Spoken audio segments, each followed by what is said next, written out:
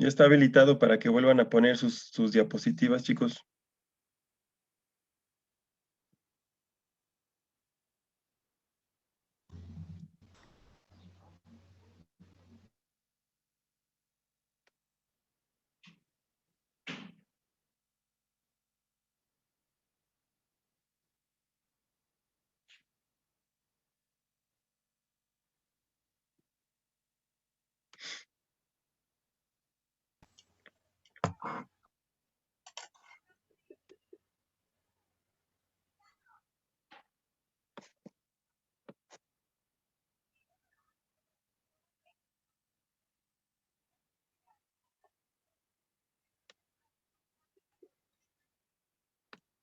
Listo, vuelvan a proyectar lo que estaban, ya está.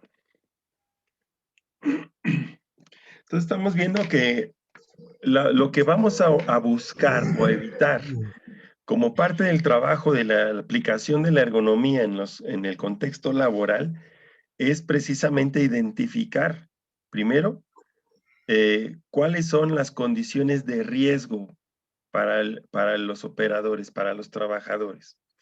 ¿Y riesgo en qué sentido? Ahorita estamos hablando de riesgos que afectan el sistema músculo-esquelético, es decir, el organismo, las extremidades, ¿no? Las piernas, el cuello, la espalda, los brazos, ¿sale? Todo lo que conforma esa parte del sistema fisiológico o anatómico, más bien, del ser humano, lo que componen los huesos y los músculos, ¿sale? Y entonces todo aquello que implique aplicar una fuerza, ¿sí? O movimientos repetitivos, son cosas que vamos a tener que analizar. Los trastornos musculoesqueléticos son consecuencias de este tipo de actividades, ya sea repetitivas o que implican un gran esfuerzo para las personas en su área de trabajo. Y lo que nos genera, bueno, después los vamos a ver, son alguna serie de enfermedades, ¿sí? Que muchas de ellas son crónicas, es decir, perduran en el tiempo y que en algún momento dado pueden afectar gravemente la salud de los trabajadores. Adelante.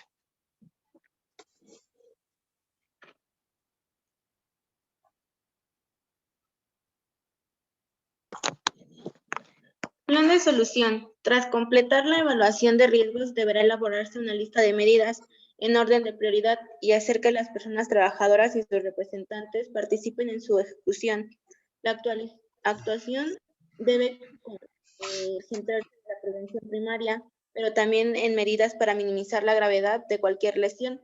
Es importante asegurar que todas las personas trabajadoras reciban información, educación y formación adecuadas de materia de salud y seguridad del trabajo y de que sepan cómo evitar peligros y riesgos concretos.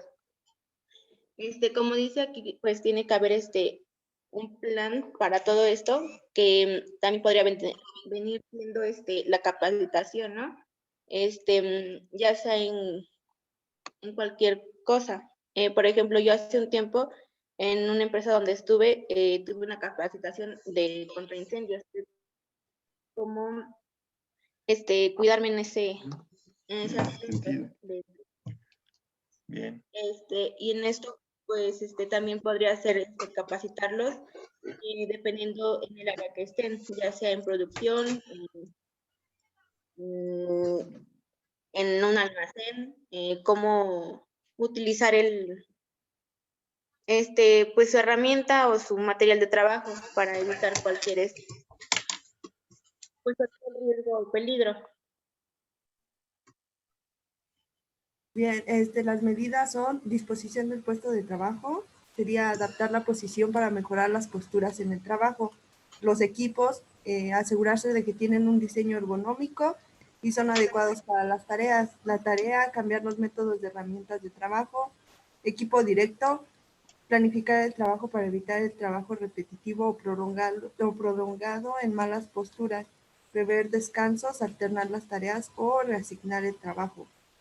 Los factores organizativos es articular una política en la materia de los trastornos musculoesqueléticos para mejorar la organización del trabajo y el entorno psicosocial en el lugar de trabajo y fomentar así la salud musculoesquelética. Bien.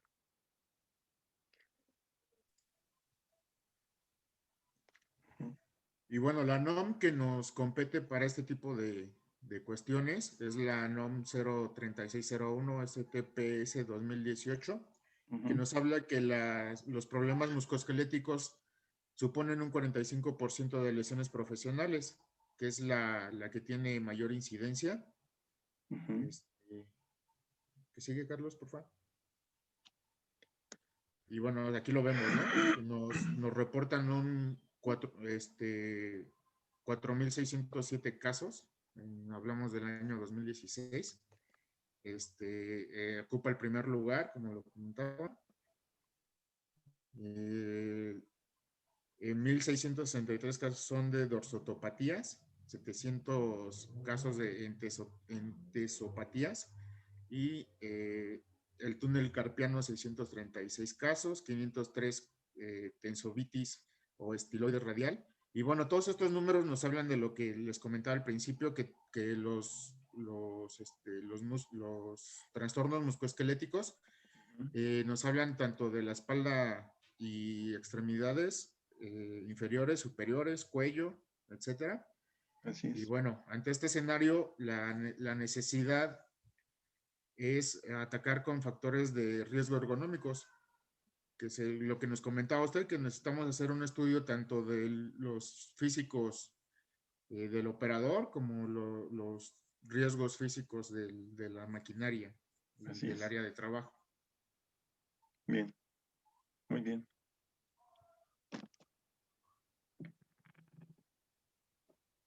Y bueno, ahora ya la Ley Federal del Trabajo establece en su artículo 2 que las normas deben conseguir un equilibrio entre los factores de producción y la justicia social, así como proporcionar al trabajo digno o decente en todas las relaciones laborales, definiendo a este como aquel en el que se respeta plenamente la dignidad humana del trabajador y no existe la discriminación por origen étnico o nacional, género, edad, discapacidad, condición social, condiciones de salud, riesgo, condiciones migratorias, opiniones, experiencias, preferencias sexuales o estado civil. Bien.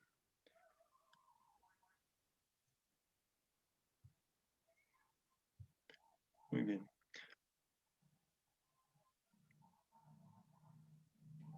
Las condiciones ambientales de los lugares de trabajo, en concreto, la temperatura y la velocidad del aire, la humedad y la radiación, junto con la intensidad o el nivel del trabajo y la ropa que se utilice, pueden originar situaciones de riesgo para la salud de los trabajadores que se conocen como estrés térmico, bien sea por el calor o por el frío.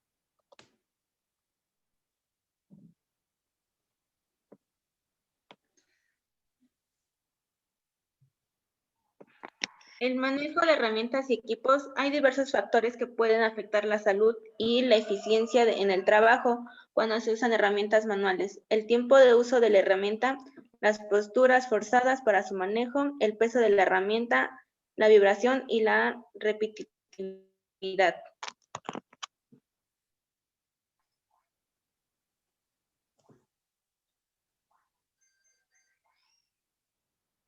Manejo de maquinaria. Los trabajadores que manejan maquinaria pesada sobre los terrenos irregulares de las obras son propensos a padecer problemas en la parte baja de la espalda.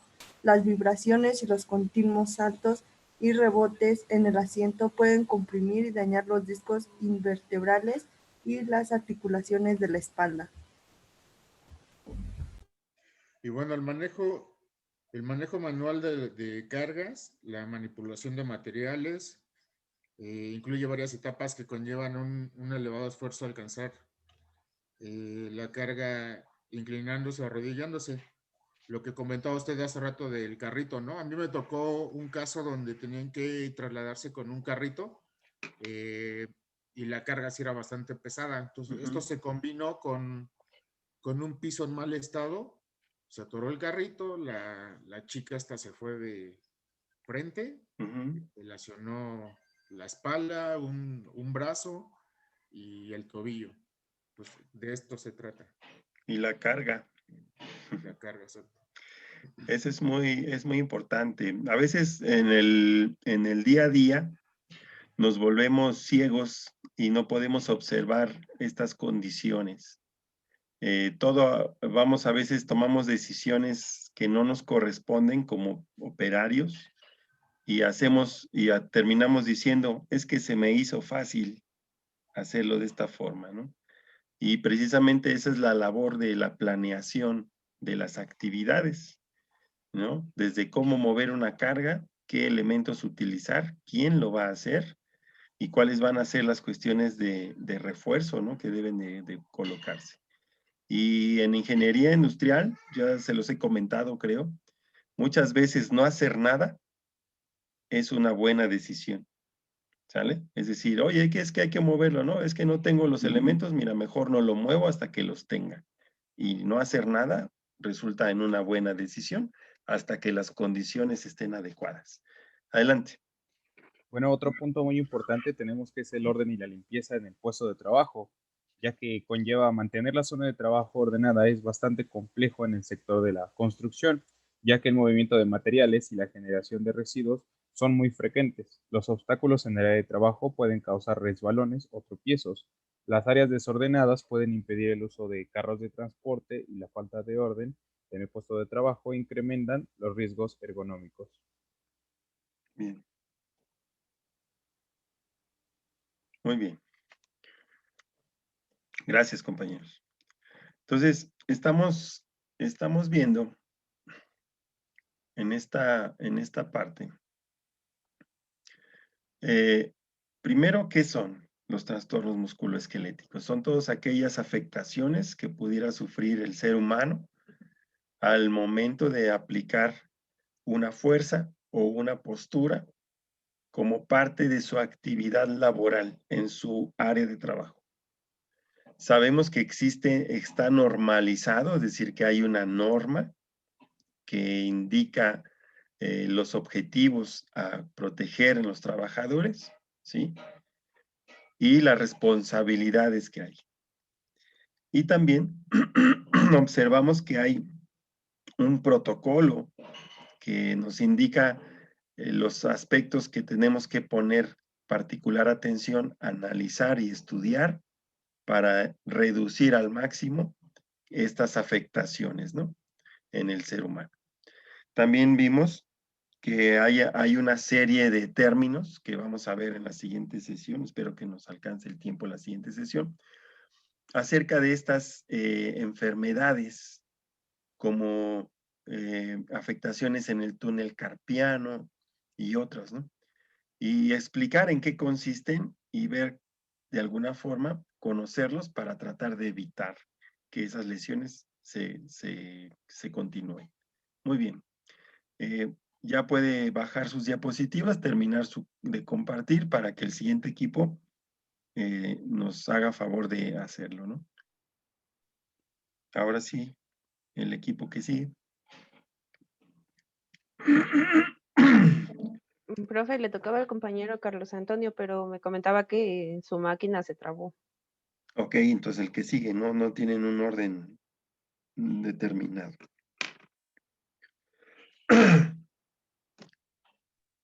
Ok, continuamos nosotros, el equipo o con el tema 3. Voy a compartir la pantalla.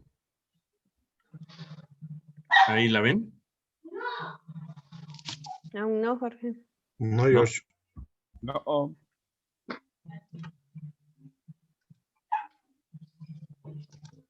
Ahí. Ya. Ya. Ok, nos toca el tema de diseño de regímenes de trabajo y descanso. Y empiezas, Claudio. Sí, como ya lo dijo Jorge, el tema es diseño de red de trabajo. Esfuerzos físicos y trabajo. Para el... Bueno, sigo. Para el estudio de los esfuerzos que las personas pueden realizar y la evaluación de los límites admisibles, recomendados, tolerables, exigibles y o permitidos sin peligrar su salud, existen actualmente diversos métodos de evaluación internacionalmente reconocidos, que son los que se aplican por los responsables del proyecto del diseño en tareas tanto en la fase de concepción en la de ergonomía correctiva. Ahora bien, a nuestro entender, de momento, la mejor solución para conocer si las solicitudes son o no excesivas para las personas pasa por la aplicación simultánea de diversas metodologías conocidas y contrastadas a una misma situación, ya que se ha comprobado que el multianálisis no siempre conduce a una solución unívoca y que los rangos de variabilidad son en algunos casos tan importantes que invalidan intervenciones teóricamente óptimas.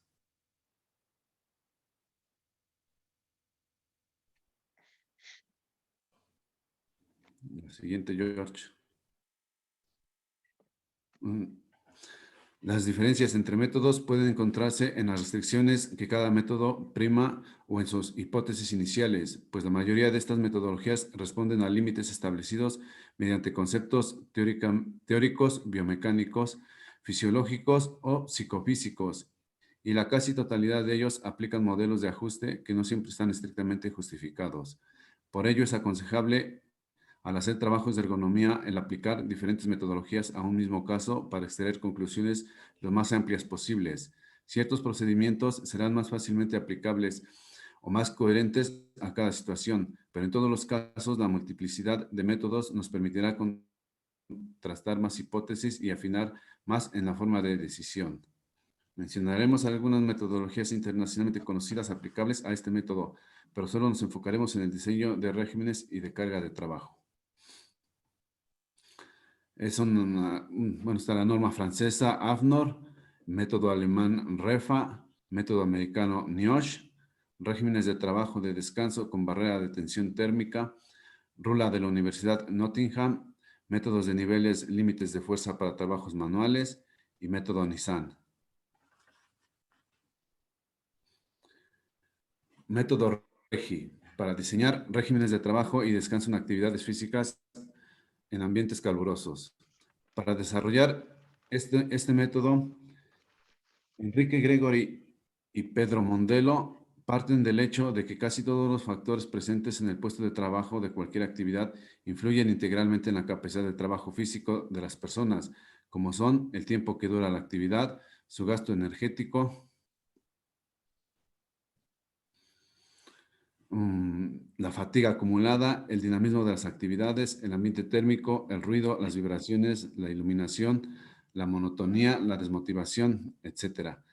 Bueno, aquí es lo que estamos viendo, que todos esos factores pueden influir en la capacidad de trabajo físico de las personas. Hay veces que no tiene uno la motivación suficiente o cae uno en la monotonía, o por ejemplo, ahí que nos dice el ruido, las vibraciones, son aspectos que van influyendo. Este método, surgido de una idea original de S. Viña, relaciona la capacidad de trabajo físico del sujeto y el tiempo de trabajo para determinar el límite del gasto energético del individuo. Partiendo de investigaciones y de trabajos de experimentación del análisis de diversas opiniones y de los resultados obtenidos en su aplicación práctica en salas de máquinas de buques mercantes, panaderías, fábricas de azúcar, fábricas de cajas de cartón, etc., los autores han introducido los siguientes aspectos. Primero, correcciones de algunos tiempos de trabajo menores a 10 minutos. Segundo, incorporación del concepto capacidad de trabajo físico modificada, que más que su capacidad de trabajo físico en el sentido tradicional del término es el rendimiento real del trabajador, ya que incluye todas las variables ambientales y subjetivas que son reflejadas por la frecuencia cardíaca del sujeto. Tercero, incorporación de la barrera del gasto energético. Cuarto,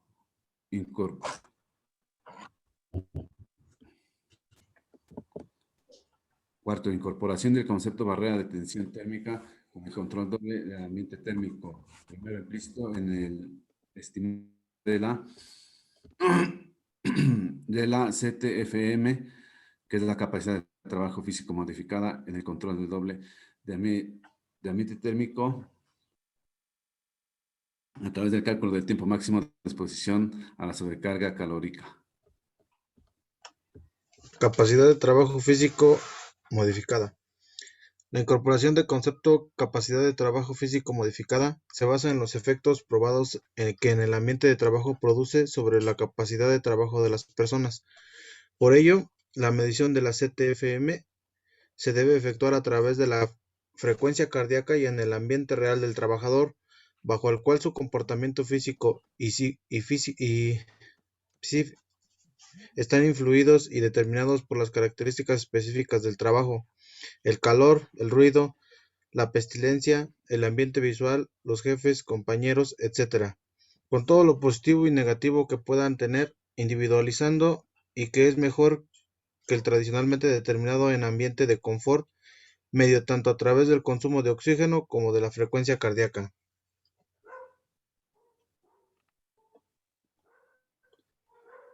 Límite de gasto energético, LGE. El método permite visualizar de forma clara y expresiva las posibilidades de realizar las tareas por parte del trabajador, no solo en la fase inicial, sino continuamente a través del seguimiento detallado de la situación, ofreciendo una imagen de crecimiento de las capacidades físicas del individuo a medida que éste irá realizando su trabajo.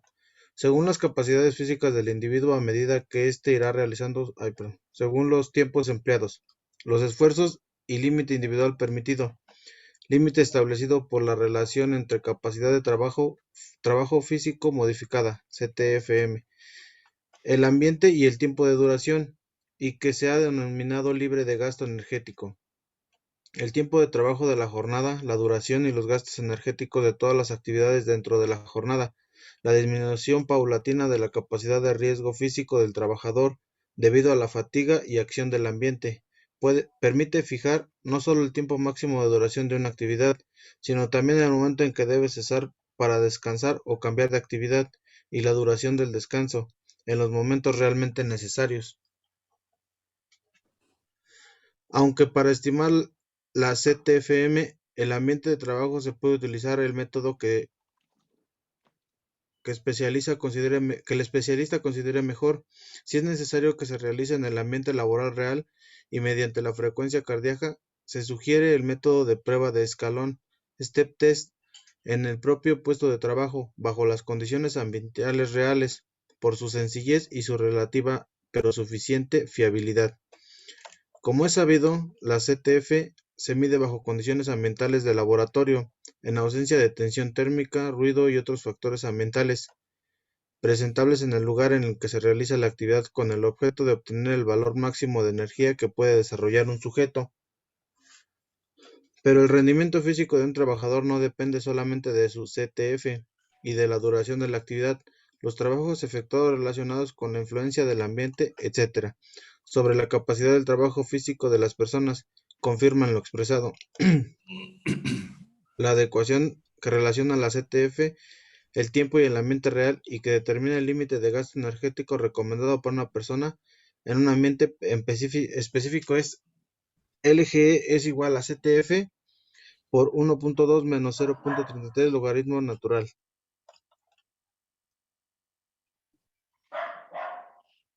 Donde LGE, límites de gasto energético en litros minutos o joules minutos o kilocalorías minutos. CTFM, capacidad del trabajo físico modificada en litros por minuto o joules por minutos o kilocalorías por minuto. T, tiempo de duración de la actividad en minutos. Límite de gasto energético acumulado, LGE A. El límite del gasto energético acumulado para toda la jornada laboral es representado con este método mediante la ecuación de LGEA es igual a CTFM por 1.2 menos 0.33 logaritmo de T por 2.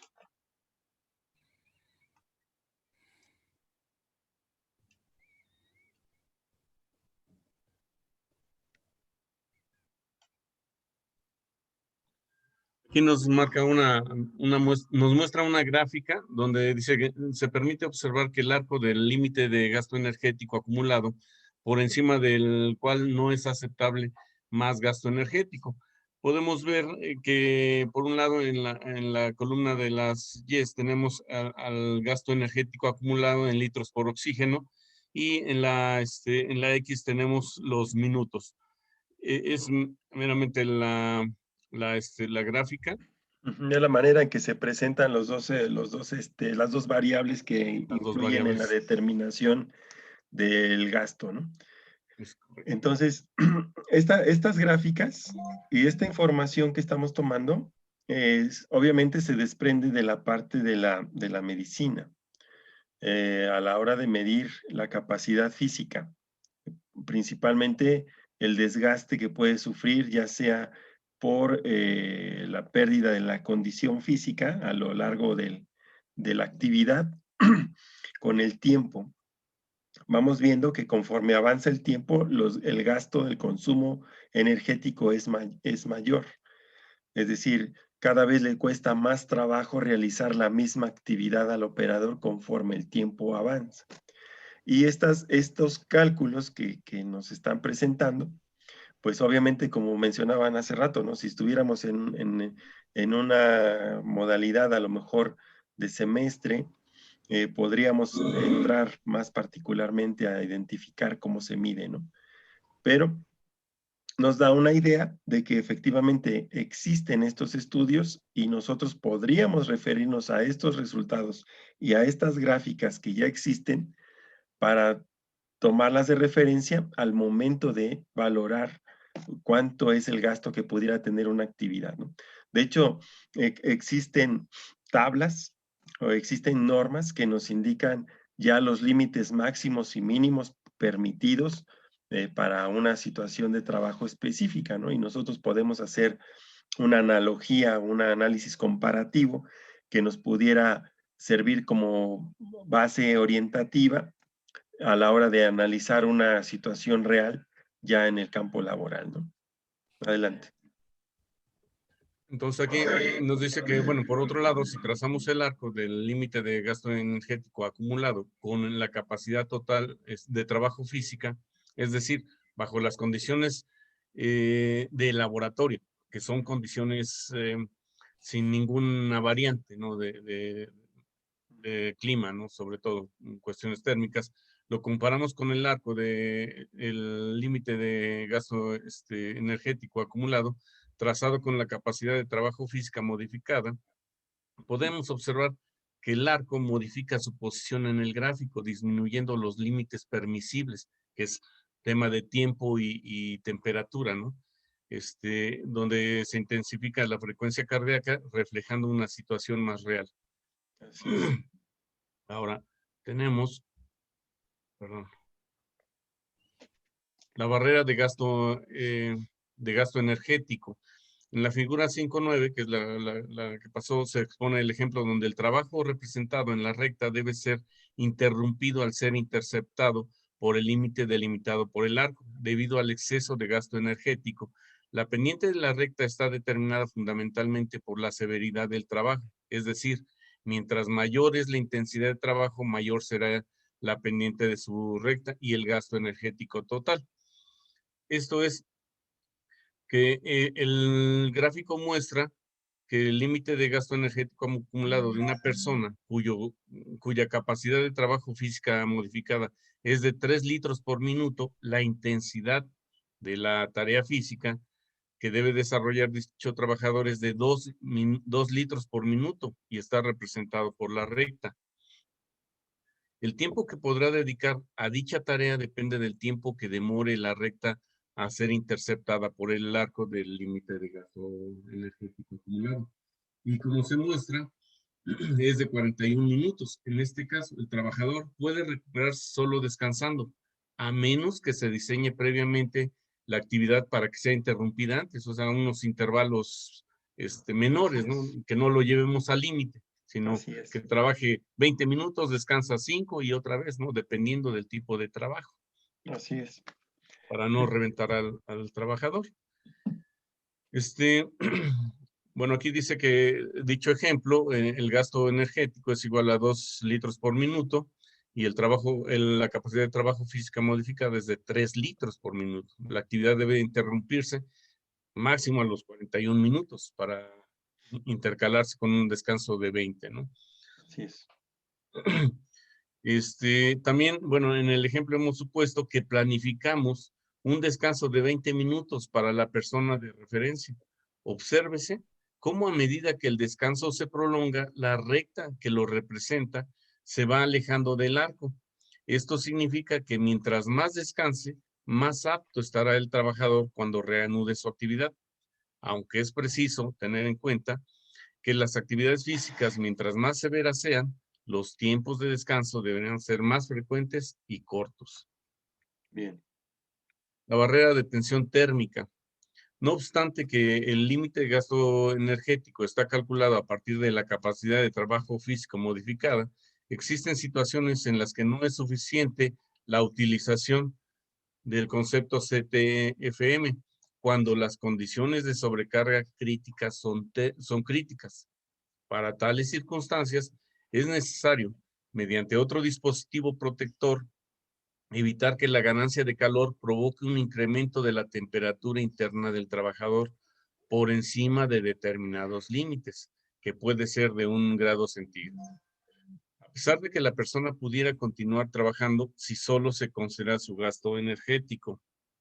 La expresión gráfica de la barrera de tensión térmica puede ser observada en la figura 5.10 con un ejemplo. En ella podemos ver cómo, a pesar de que desde el punto de vista energético el trabajador podía haber continuado su actividad durante más tiempo, la barrera de tensión térmica se lo impidió. Esto es que el trabajador podemos aplicar o pueden aplicar estas metodologías para saber cuánto tiempo, pero si van a tener que estar monitoreando al trabajador si tiene un incremento de temperatura, la metodología la dejan afuera, tienen que hacer cosas distintas viendo la temperatura del trabajador para que no colapse en este caso. Cuando la barrera térmica ha interrumpido la tarea, es necesario restablecer temperatura interna del sujeto a su nivel normal, lo cual puede lograr cambiando el ambiente térmico durante un tiempo específico, ya sea realizando otras tareas o descansando. Por supuesto, sería conveniente que el especialista efectúe un análisis de la situación, es decir, que determine los factores que están provocando la tensión calorífica crítica. Y bueno, aquí se ve en la gráfica lo que se estaba diciendo de los cambios de la temperatura y la exigencia, ¿no? En resumen, el trabajo deberá cesar o modificarse para permitir la recuperación de la persona cuando cualquiera de estas dos barreras, la barrera de gasto energético o la barrera de tensión térmica, se interpongan.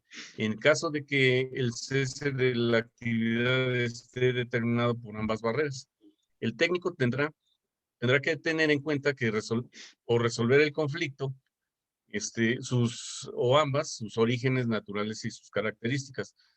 Se ha visto que la barrera de gasto energético aparece cuando durante la tarea física, el gasto energético que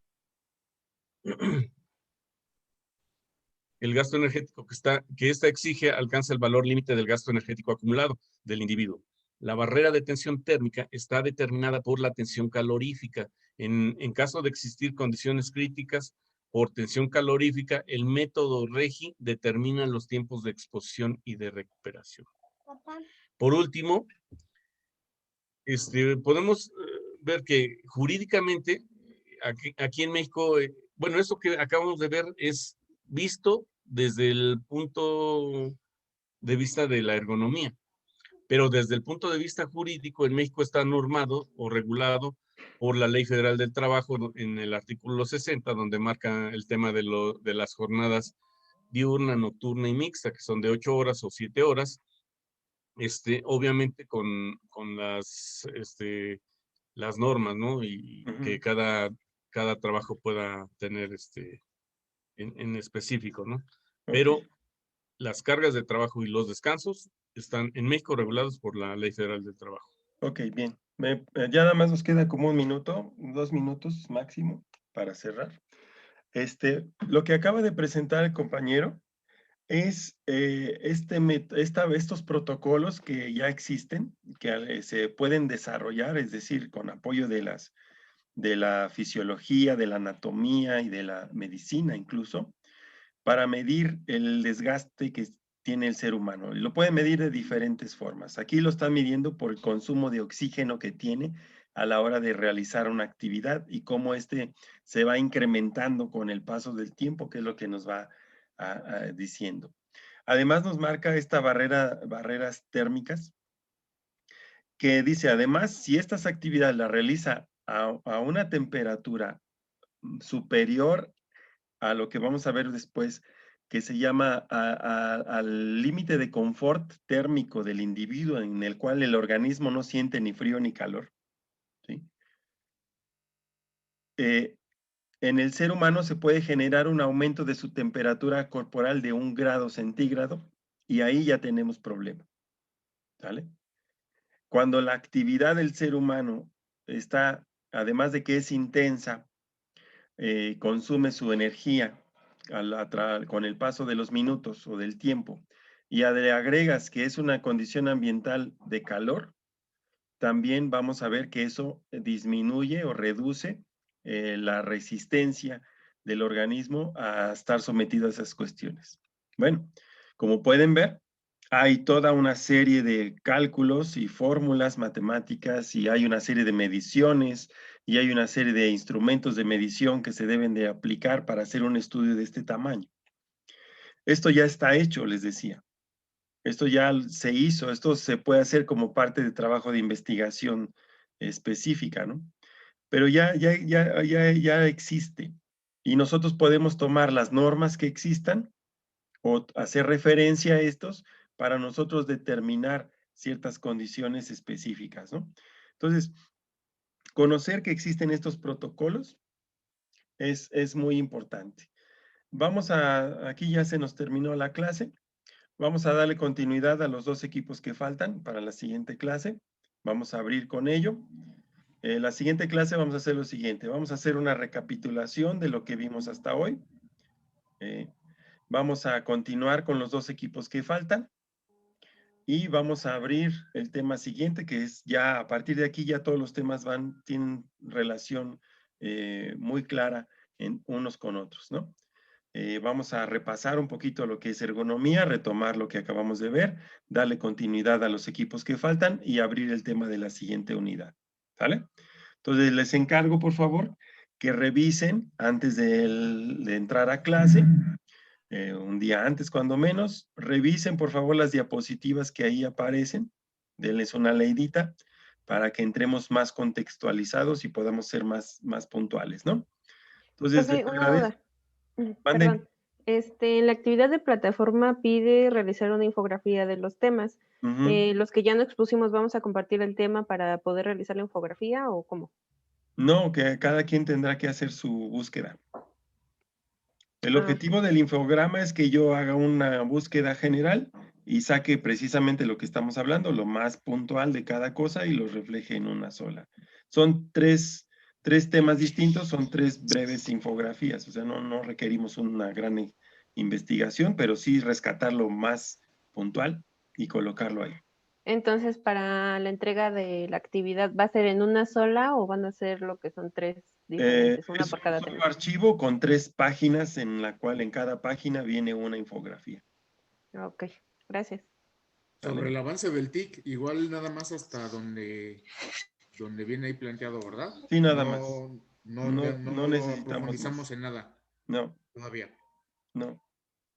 Okay. ¿Sale? ¿De igual manera va a ser retroalimentación de los avances? Sí.